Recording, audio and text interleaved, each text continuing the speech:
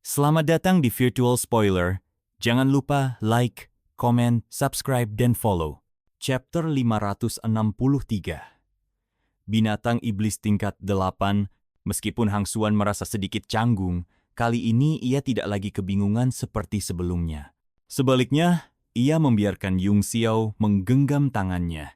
Dan entah kenapa, ada sedikit perasaan hangat yang muncul di hatinya. Perasaan itu membuatnya merasa malu, tapi ia tetap diam dan mengikuti langkahnya. Dengan bantuan jarum perekam dan teknik mata Yung Xiao, mereka berhasil keluar dari area berkabut dalam waktu singkat. Saat mereka melihat ke belakang, ternyata kabut tadi berasal dari sebuah lembah yang terletak di antara dua gunung. Pemandangan di sana begitu kontras. Gunung-gunung yang menjulang tinggi dipenuhi dengan bunga-bunga aneh yang berwarna-warni, menciptakan pemandangan yang begitu indah dan memikat. Yung Xiao melepaskan genggaman tangannya dari Hang Xuan dan menatap bunga-bunga itu dengan penuh rasa ingin tahu. Dunia ini memang luas dan penuh misteri. Aku belum pernah melihat bunga ungu biru seperti ini sebelumnya, tapi sepertinya ini semacam bunga roh. Hanya saja, aku tidak tahu kelasnya berapa. Tangan kiri Hang Xuan secara refleks menggenggam tangan kanannya yang tadi sempat dipegang oleh Yung Xiao, lalu ia meletakkannya di depan dadanya. Wajahnya terasa sedikit hangat, dan dengan nada agak canggung, ia berkata, di dunia ini ada ribuan jenis bunga dan tanaman langka. Bagaimana mungkin seseorang bisa mengenali semuanya? Awalnya, kupikir ini adalah perbuatan kamar dagang angin petir, tapi ternyata memang alami. Benar, Yung Xiao mengangguk. Bunga liar ini tidak hanya bisa mengeluarkan aura halusinasi, tetapi juga mengandung racun yang sangat unik. Bahkan para ahli di bawah ranah domain mungkin tidak akan mampu menahannya. Aku penasaran berapa banyak orang yang bisa melewati tempat ini dengan selamat. Tapi kupikir orang-orang dari kamar dagang angin petir pasti sudah menyiapkan penawarnya. Kalau mereka memang sudah mengumumkan keberadaan sumber daya mineral, kenapa masih memasang rintangan seperti ini? Apa mereka sengaja ingin menyingkirkan pasukan lokal? Fei Xuan bertanya dengan ragu. Yung Xiao menggeleng. Aku tidak tahu pasti, tapi itu bisa jadi salah satu alasannya. Intinya, mereka tidak akan membiarkan semua orang mendapatkan keuntungan dengan mudah. Mungkin mereka ingin memastikan mereka bisa mendapatkan bagian yang lebih besar. Kalau tidak, mereka sendiri yang akan mengalami kerugian. Hang Xuan tertawa kecil. Orang-orang kamar dagang itu benar-benar licik, menggunakan segala cara yang mereka bisa. Tapi siapa sangka Fang Tianhe akan mati begitu mereka berangkat. Bahkan Yinglin sampai kehilangan kendali. Aku yakin ini bukan sesuatu yang mereka perhitungkan sebelumnya. Mereka pasti sudah mengalami kerugian besar. Kurasa masih ada konspirasi lain di balik semua ini, tapi tak perlu terlalu mengkhawatirkan mereka. Ayo lanjutkan perjalanan kita, tak perlu menunggu orang-orang di belakang. Setelah mengatakan itu, Yung Xiao berbalik dan melangkah maju. Hang Xuan mengikutinya dari belakang, tapi tiba-tiba muncul perasaan melankolis di hatinya. Ia berharap kabut akan muncul lagi, sehingga Yung Xiao bisa menggenggam tangannya seperti tadi. Namun, di saat yang sama, ia merasa malu dengan pikirannya sendiri. Lembah di hadapan mereka dipenuhi puncak hijau yang menjulang, dengan energi spiritual yang begitu subur. Daun-daun tanaman memancarkan kekuatan hidup yang kuat, membuat tempat ini tampak seperti surga di bumi. Tiba-tiba, setelah beberapa langkah, Yung Xiao berhenti mendadak. Hang Xuan yang berjalan di belakang hampir menabrak punggungnya. Dengan sedikit canggung, ia bertanya, "Ada apa Tuan Muda Yun? Apakah ada sesuatu yang mencurigakan?" "Lembah ini terasa aneh," kata Yung Xiao dengan mata menyipit, seperti sebuah danau yang dipenuhi energi alam, tapi tanpa kehidupan. "Tidak ada kehidupan?" Hang Xuan terkejut. Baru sekarang ia menyadari sesuatu yang terasa janggal. Di lembah ini tak terdengar suara burung ataupun serangga. Sunyi, terlalu sunyi. Dengan ekspresi penuh kewaspadaan, ia bergumam, "Mungkinkah ini jebakan lain?" Yung Xiao menggelengkan kepalanya. Tidak, ilusi ini terbentuk secara alami dari bunga dan tumbuhan aneh di sekitar kita. Sementara danau itu tampaknya merupakan artefak dengan kedalaman luar biasa. Tapi yang aneh adalah tidak ada aura makhluk hidup di sini. Situasi seperti ini biasanya terjadi karena dua kemungkinan. Pertama, lingkungan di sini terlalu beracun sehingga tidak ada makhluk yang bisa bertahan hidup. Kedua, ada binatang iblis yang sangat kuat bercokol di sini, menjadikan tempat ini sebagai area terlarang yang bahkan makhluk lain pun tak berani mendekat. Melihat energi spiritual di tempat ini tetap stabil, kemungkinan besar yang terjadi adalah yang kedua. Maksudmu, ada binatang iblis yang sangat kuat di sini? Hang Xuan bertanya dengan kaget. Tapi, levelnya seberapa tinggi? Tingkat 8, Yung Xiao menjawab dengan suara tenang. Paling tidak, tingkat 8. Kau sudah menyadarinya? Hang Xuan bertanya dengan ekspresi terkejut. Yung Xiao menggeleng. Belum. Lalu, bagaimana engkau tahu kalau itu binatang iblis tingkat 8? Yung Xiao tersenyum tipis. Jika itu hanya binatang iblis tingkat 7, maka tidak akan menjadi ancaman berarti. Kamar dagang angin petir tidak akan repot-repot menggunakannya untuk menghadapi kita. Lagi pula, ada banyak martial supreme dari Sekte Biduk dan Sekte Kalajengking Surgawi. Jika hanya tingkat 7, salah satu dari mereka pasti bisa menanganinya. Tapi jika itu binatang iblis tingkat 9, kamar dagang angin petir sendiri pasti tidak akan berani datang ke sini.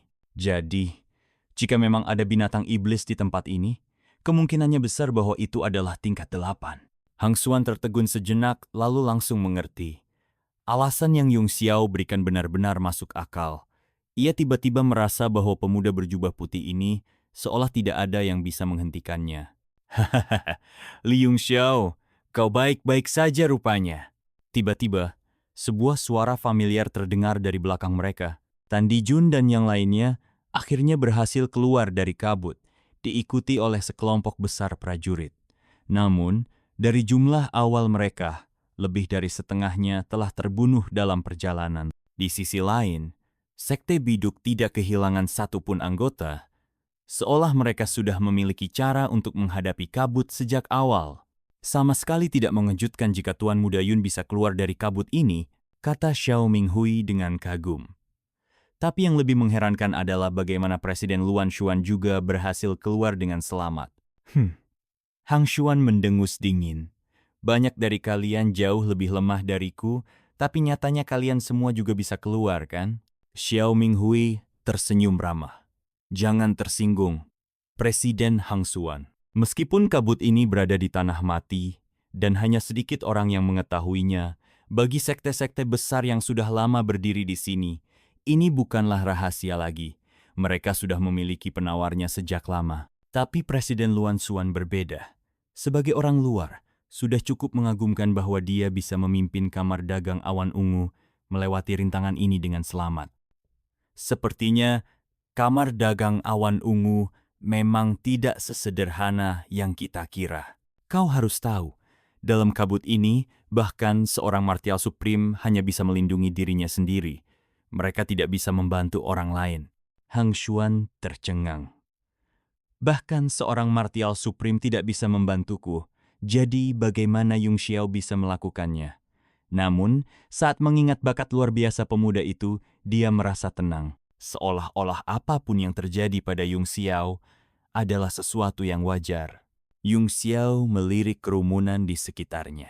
Selain para petarung lokal, sebagian besar dari mereka yang berhasil melewati kabut adalah pembudidaya keliling yang telah lama tinggal di kota Southfire dan mengetahui rahasia tempat ini.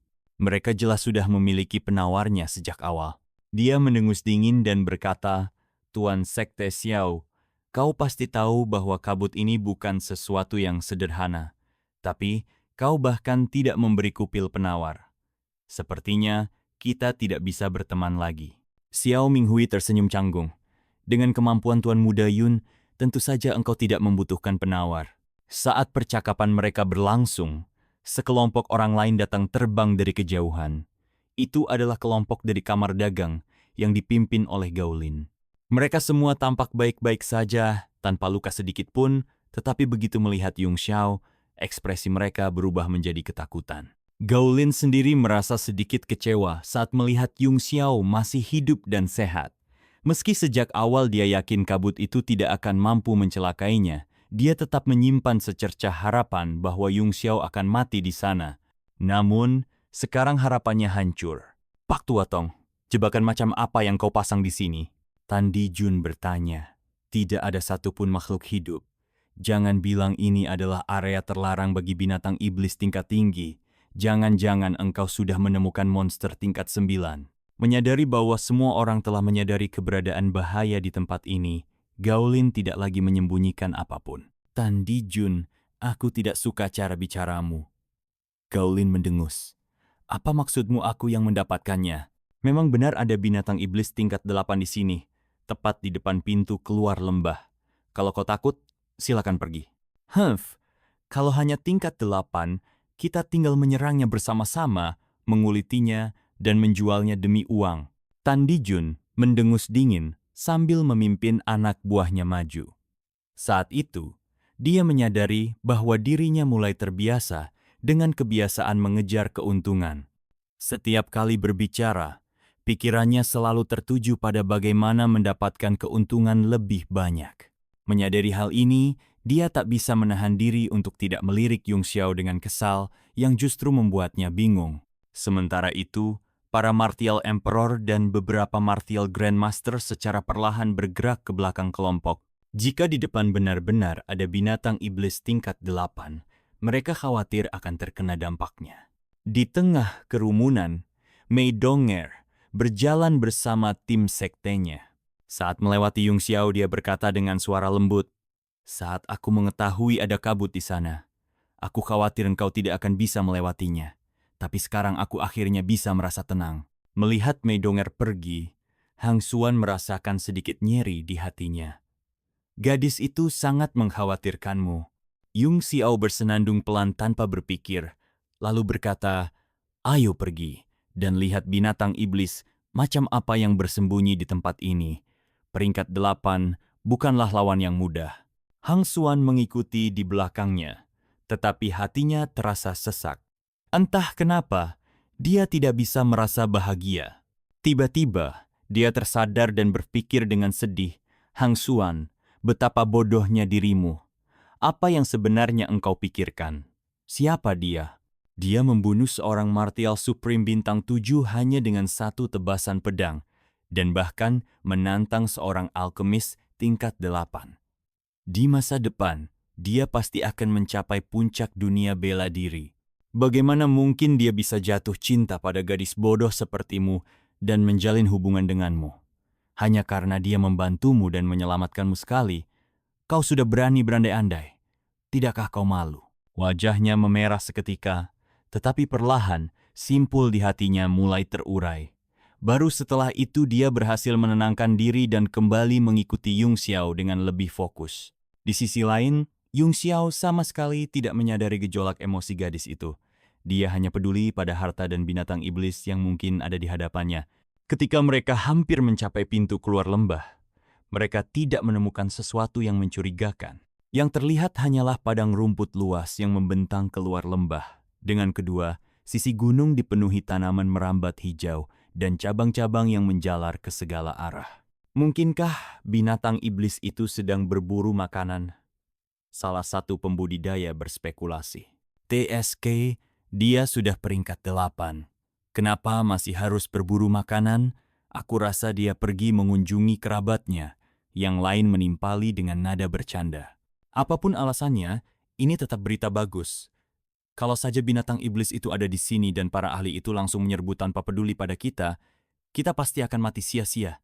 Mendengar itu, semua orang langsung merasa lega, terutama para pembudidaya keliling. Beberapa dari mereka tak sabar dan langsung melesat ke depan. Wush, wush, wush, wush. Tiba-tiba, di antara dua gunung, beberapa bayangan melesat cepat melewati tanaman merambat hijau. Mereka bergerak begitu cepat hingga sulit ditangkap dengan mata telanjang. Sebelum dua Martial Grandmaster sempat bereaksi, tubuh mereka langsung ditembus oleh serangan mematikan.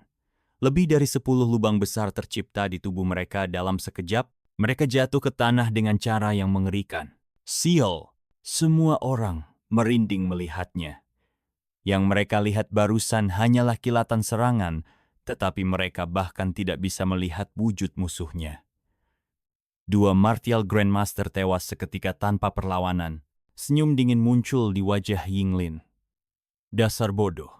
Berani-beraninya kalian menyerbu ke depan dengan kemampuan sampah seperti itu. Bukan karena kekuatan mereka yang membunuh mereka, tapi karena kebodohan mereka sendiri. Ucapannya langsung memancing kemarahan para pembudidaya keliling. Mereka semua menatapnya dengan penuh kebencian. Hubungan di antara para seniman bela diri keliling ini sebenarnya jauh dari harmonis. Namun, dalam situasi seperti sekarang, mereka adalah kelompok yang paling lemah. Karena itu, mereka terpaksa bersatu demi bertahan hidup. Saat melihat dua orang tergeletak tak bernyawa di pintu keluar lembah, perasaan sedih pun muncul di hatinya. Sudut mata Yung Xiao sedikit berkedut saat dia segera mengenali serangan itu. Ternyata itu adalah monster hijau kecil. Aku tak menyangka makhluk seperti itu ada di tempat ini. Terima kasih sudah mendengarkan Virtual Spoiler. Sampai jumpa di pembahasan berikutnya.